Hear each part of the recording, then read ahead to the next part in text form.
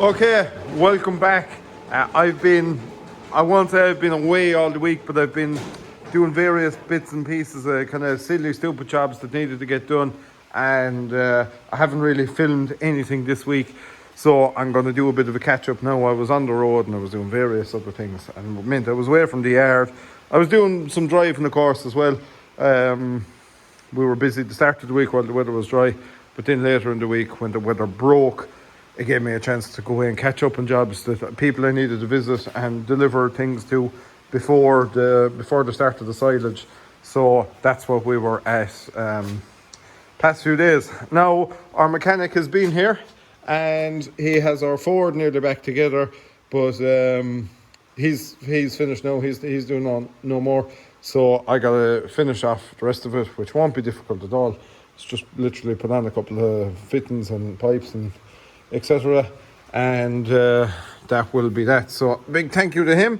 He has our so basically what he has done is he has all new bearings on the crankshaft to the your up to your pistons and your what's the little rod connecting the piston to the crankshaft called? That's Conrod. His piston, you know, the bearings on the Conrod bushings and all them kind of things. Is all that changed. New pistons, new head gasket, all the rest gone into it, and she should be good to go. Hopefully, once we have, I need to stick in my injectors now.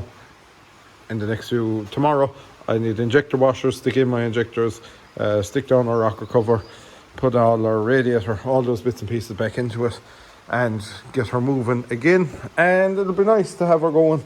She'll be ready for summer, and maybe we'll put her working for a couple of weeks and months to make sure everything is hunky-dory, and then possibly it'll be for sale. So like I say, we'll see how she works first for a couple of weeks. Now we're going to shoot across the road and I'll show you a couple of things that have changed last few days. So we have two of our Martin dribble bars are here now, and these are going for delivery next week. Ever so slight difference in the two of these. One is a changeover valve, the other one is done, you need two spools, whereas this one you'll get away with the one spool. It's the only difference in the two machines. But like I was saying to you previous, now they come all greasable. All your hinge points are greasable. They also come with a brake back system, so basically there's a spring on there, just need to fit it, and that's what if you hit something that springs backwards. And I think they have a different motor on them now, so yeah, a couple of changes. We'll go around the other side of them and you'll see the other side of them as well. So our macerator is still the same. We're still working on the TrueFlow macerator, which is as mine will have shown you, works perfectly.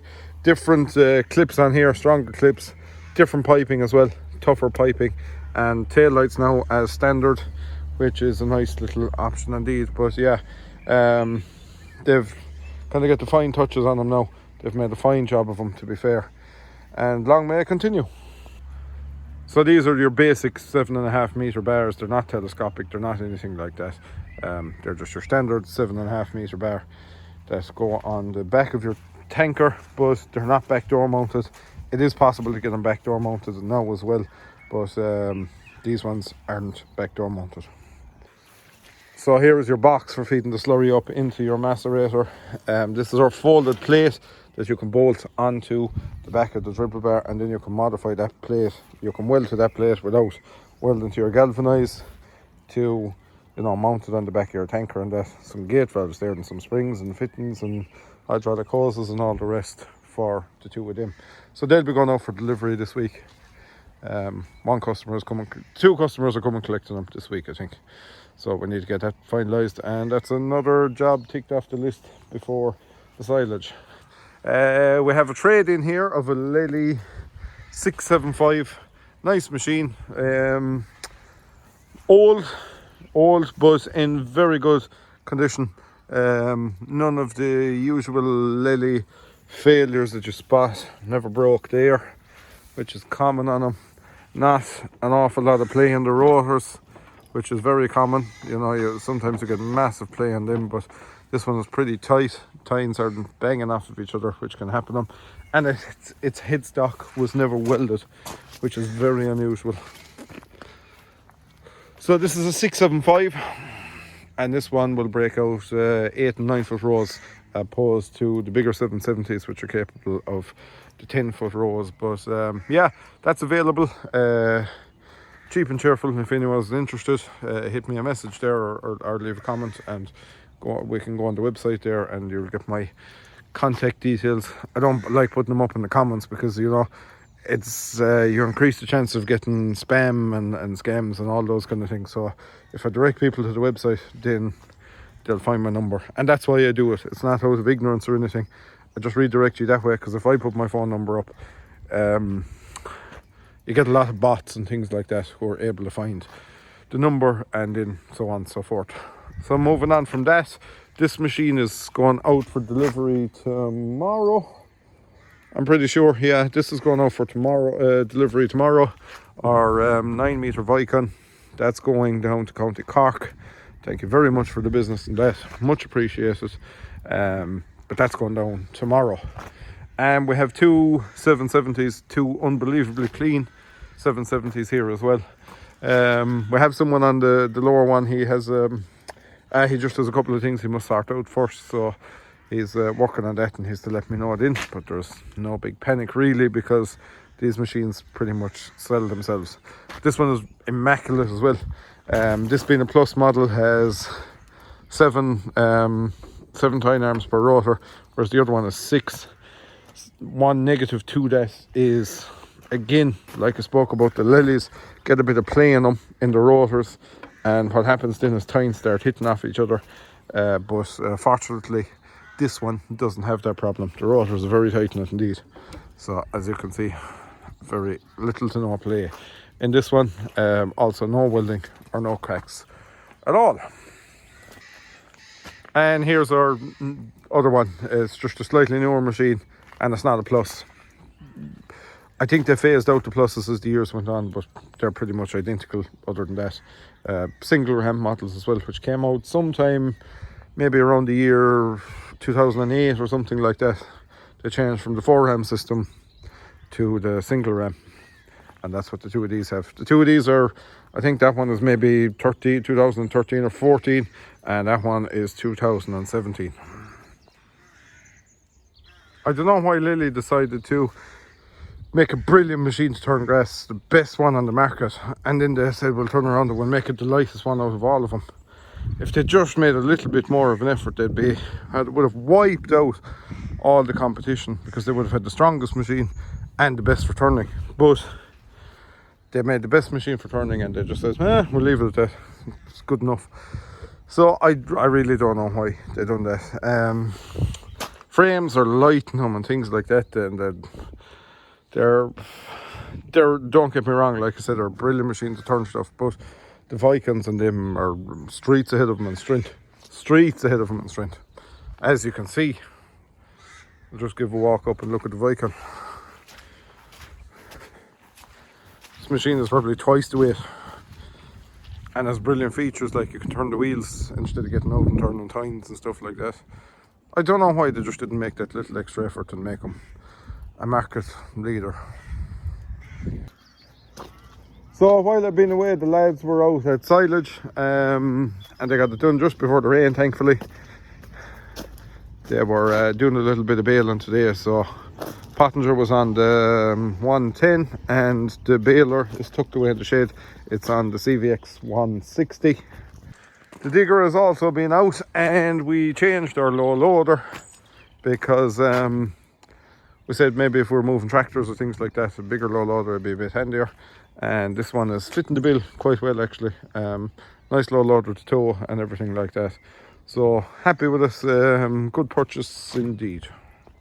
And we have a couple of 4-cylinder John Deere hitches to sort out. You can get these to fit the 6s, you just need to cut these holes a bit bigger, bring them up there. I think there's about 18 million the difference or something like that in them. So they will fit the 6 cylinders with a bit of modification, but they'll fit a 6.610 or a 6.6 or a 6.4 20s, 30s, north, all of that. So there's a couple of them still available, but they're going fast because I think there was like 18 of them there or something like that. No, sorry, I'm wrong.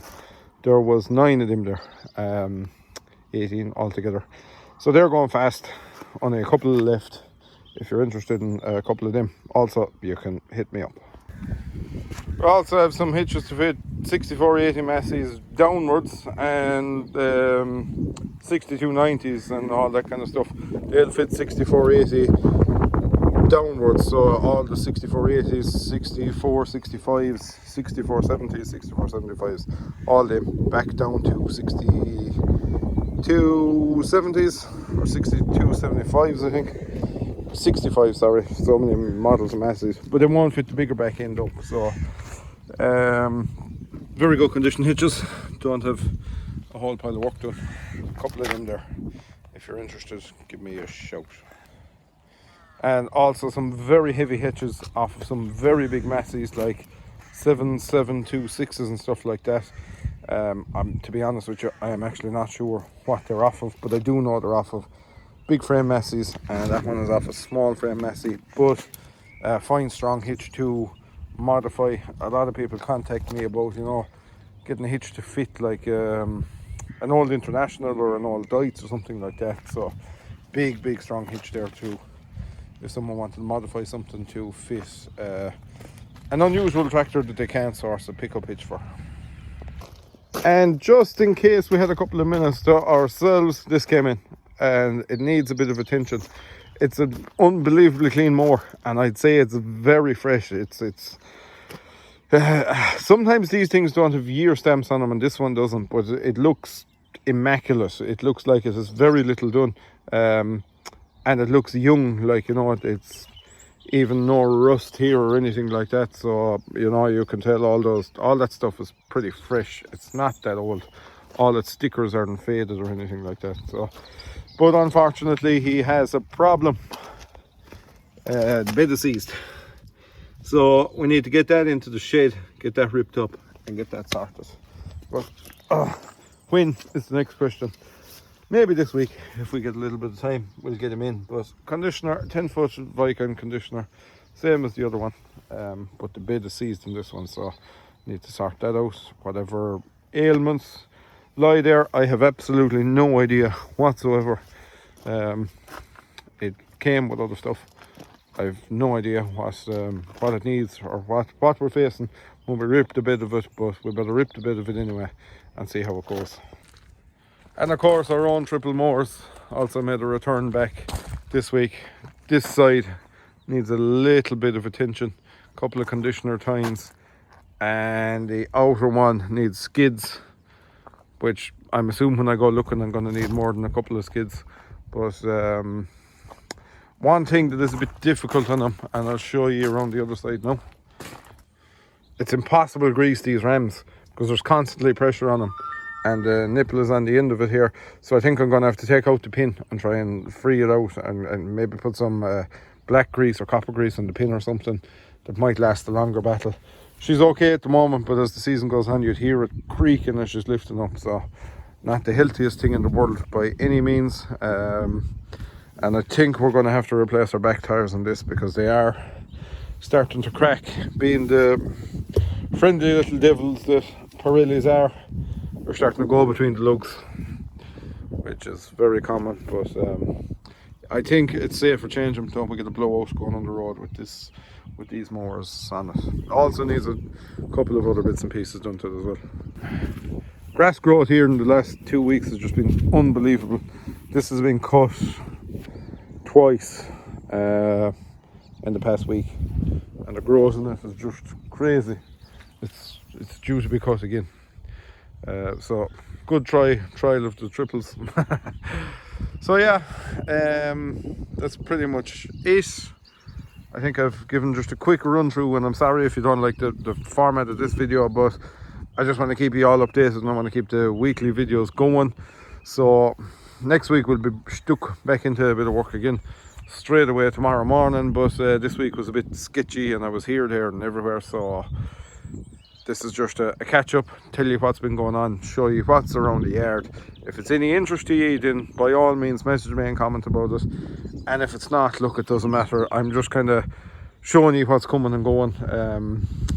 I don't use this as my main advertisement platform or anything like that, but people like when I walk around things and they get a good look at them and all that. So it's good for people as well. A lot of people have actually bought stuff through seeing them on YouTube, so it's very handy for me indeed. And thank you all who have bought from that for the custom. It's much appreciated. So thank you very much for tuning in, and I hope to see all of you next week.